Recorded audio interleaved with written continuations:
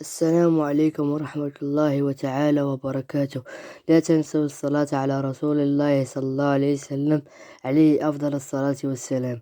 في هذا الفيديو سنقوم بتفسير سورة التكاثر.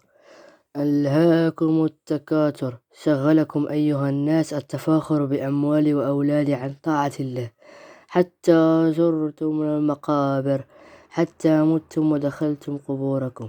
كلا سوف تعلمون. ما كان لكم يشغلكم التفاخر بها عن طاعة الله، سوف تعلمون عاقبة ذلك الانشغال. ثم كلا سوف تعلمون، ثم سوف تعلمون عاقبته. كلا لو تعلمون علم اليقين، حقا لو أنتم تعلمون يقينا أنكم مبعثون إلى الله وأنكم سيجازئكم على أعمالكم لما انشغلتم بالتفاخر بأموال وأولاد.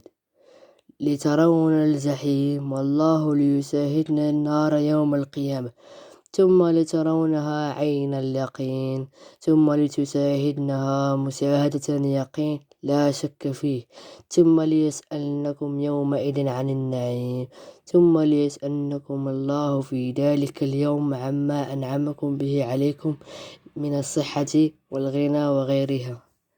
صدق الله العظيم.